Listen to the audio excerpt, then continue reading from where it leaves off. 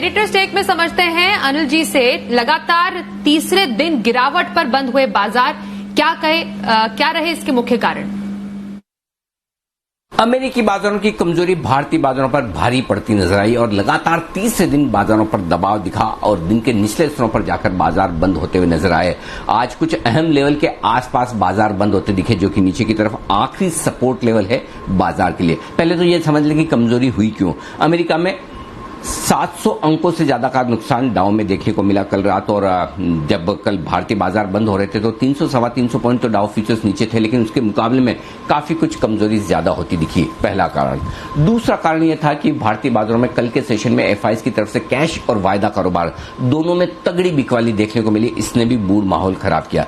तीसरा यह कि चूंकि प्रॉफिट बुकिंग तेजी से होती दिख रही है, तेजी करने वाले ट्रेडर्स की पोजीशंस थोड़ी सी फंसी हुई थी और ऐसे में लोअर लेवल पर आने का दबाव उनकी तरफ से भी बनता हुआ दिखा। जो तेजी करने वाले ट्रेडर्स है वो अपनी पोजीशन हर एक लेवल पर कम करते हुए नजर आए, और यही वजह थी कि शुरुआती मिनटों में बाजार गैप से खुले, उसके बाद एक रिकवरी की कोशिश जरूर की, लेकिन उस रिकवरी में फिर से एफआईज की बिकवाली का दबाव बनता हुआ दिखा। हालांकि कैश मार्केट के स्टॉक्स का हाल उतना बुरा नहीं था। Mid cap small cap index लाल निशान में बंद जरूर हुए, लेकिन चुनिंदा खरीदारी कैश मार्केट के स्टॉक्स में आज भी बरकरार रही। लेकिन सबसे बड़ी दिक्कत की बात यह रही कि आखिरी घंटे में बाजार थोड़ी और प्रॉफिट बुकिंग, थोड़ी और बिकवाली दिखाते हुए नजर आए, और लंबे समय बाद 15,675 के नीचे जाकर निफ्टी बंद होता दिखा, तो थोड़ी कमजोरी के संकेत आते दिखे क्लोजिंग के लिहाज से। 34,550 के नीचे निफ्टी का बंद होना, बैंक निफ्टी का बंद होना भी थोड़ी कमजोरी के संकेत हैं ही। तो बड़े लंबे समय बाद इन लेवल्स के आसपास कमजोरी होती दिखी, जो कि आखिरी सपोर्ट है। और यह भी तब हुआ जब वायदा कारोबार की परसों एक्सपायरी होनी है और उसके पहले कल बाजार में छुट्टी का माहौल है, तो ट्रेडर्स थोड़े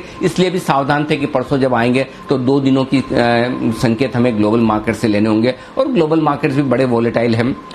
बॉन्ड यील्ड 1.20 के नीचे आती हुई दिख रही है। अमेरिका में अमेरिका के फ्यूचर्स काफी वोलेटाइल थे, बाजारों के बंद होने के वक्त 125 पॉइंट ऊपर भले थे, लेकिन ओवरऑल संकेत ग्लोबल मार्केट से उतार चढ़ाव के हैं, हल्की कमजोरी के हैं, और उनके चलते भारतीय बाजार जिस तरह की रिकवरी ओवरसोल्ड मार्केट में दिखनी चाहिए वैसी दिख नहीं पाई। लेकिन परसों का सेशन काफी अहमियत वाला होगा, क्योंकि वायदा कारोबार की एक्सपायरी भी है। 3 दिनों से हम काफी गिर भी चुके हैं, तो बड़े एक्शन वाले दिन के लिए और नतीजों के लिहाज से भी काफी कुछ एक्शन रहेगा स्टॉक्स पर, उसके लिए आपको होना है तैयार।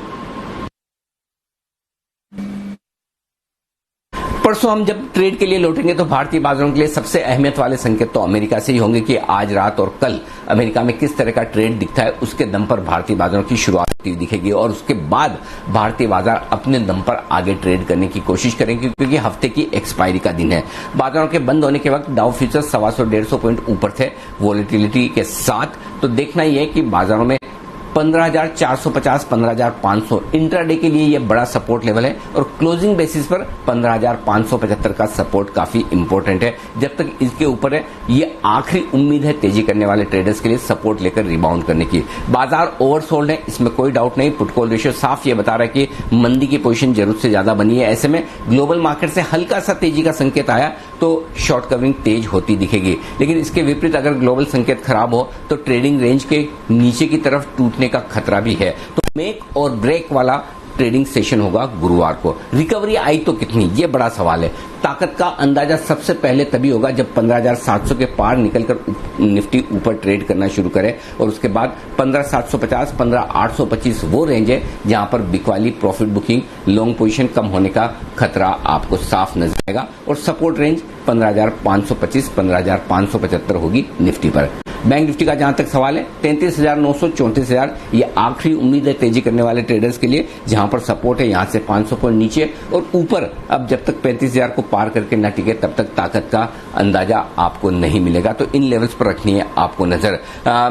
काफी कुछ एक्शन कैश मार्केट के स्टॉक्स में भी होगा, और उन सभी शेयरों में जहां नतीजों के दम पर एक्शन होता हुआ दिख रहा है, तो ये 2 बड़े स्टॉक स्पेसिफिक एक्शन वाले ट्रिगर्स भी आपके लिए रहेंगे परसों के सेशन में, गुरुवार के सेशन में, जिन पर आपकी नजर होनी चाहिए।